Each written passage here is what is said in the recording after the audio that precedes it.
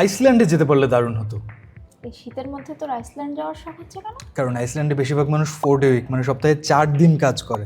কিন্তু এই ঘটনা তো নতুন না। 2015 থেকে 2019 সালে বড় পরিসরে দুটো পরীক্ষামূলক কর্মসূচি নেওয়া হয় সেখানে, এবং যার আওতায় 2500 মানুষ ধর সপ্তাহে 35 থেকে 36 ঘন্টা কাজ শুরু করেছিল। হ্যাঁ, আর এই প্রকল্পটা নিয়ে গবেষণা করেছিল যুক্তরাজ্যের থিঙ্ক ট্যাঙ্ক অটোনমি এবং the association for sustainable democracy. কিন্তু সেখানে কি দেখা গেছে? ওয়ার্কিং ডে কমালে কি প্রোডাক্টিভিটি ঠিক থাকে? না, সেখানে দেখা যায় ওয়ার্কিং ডে কমালেও প্রোডাক্টিভিটি একই রকম ছিল বা কিছু ক্ষেত্রে বেড়েছে। 2023 সালে আইসল্যান্ডের জিডিপি প্রবৃদ্ধি কিন্তু ইউরোপের গড় জিডিপি প্রবৃদ্ধির চেয়েও বেশি ছিল। আর একই সাথে বার্নিং আউট বা কাজের জায়গায় শারীরিক এবং মানসিক চাপের জন্য যে অবসাদ, সেটা কমেছিল 71%। এখন তো বোধহয় আইসল্যান্ডের প্রায় অর্ধেকের বেশি মানুষ 4 দিন কাজ করে রে। 2022 সালে যুক্তরাজ্য এরকম একটা ট্রায়াল করেছিল যেখানে 61টা কোম্পানির প্রায় 2900 কর্মী অংশ নেয়। আর ফলাফলে দেখা যায় যে কোম্পানিগুলোর আয় বেড়েছে প্রায় 1.5%। কর্মীদের সিক লিভ নেওয়া কমে আসে 65%। মাইক্রোসফট জাপান 2019 সালে এরকম একটা পরীক্ষামূলক প্রজেক্ট চালু করেছিল, যার রিপোর্টে দেখা যায় যারা উইকলি 4 দিন কাজ করেছে তাদের প্রোডাক্টিভিটি বেড়েছে 40%।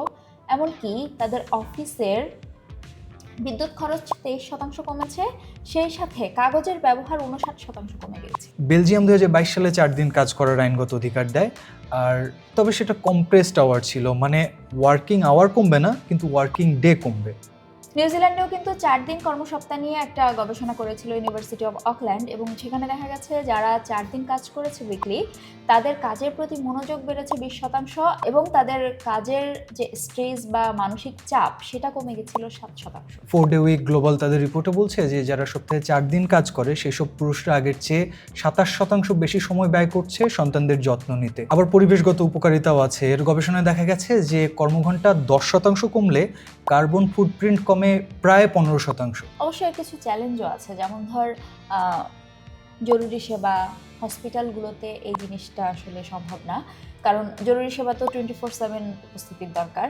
তো যদি এই জিনিসটা কার্যকর করতে হয় বা 4 দিন কর্মসপ্তাহ কার্যকর করতে হয় তাহলে অনেক কর্মী নিয়োগ দিতে হবে। আবার বেলজিয়ামের মডেল যদি ফলো করা হয়, মানে ওয়ার্কিং আওয়ার যদি না কমিয়ে শুধু ওয়ার্কিং ডে কমানো হয়, তাহলে একদিনে 9 থেকে 10 ঘন্টা পর্যন্ত কাজ করতে হতে পারে। সেটা যেমন সমস্যা, একই সাথে অনেকগুলো সেক্টর আছে যেগুলো সরাসরি গ্রাহক সেবার উপর নির্ভরশীল। যেমন ধর সেই সব সেক্টরে যদি এরকম 4 দিন কর্মসপ্তাহ চালু হয় তাহলে গ্রাহকরা যেভাবে সেবা বঞ্চিত হবে তেমনি সেই কোম্পানিগুলো মুনাফা থেকে বঞ্চিত হবে।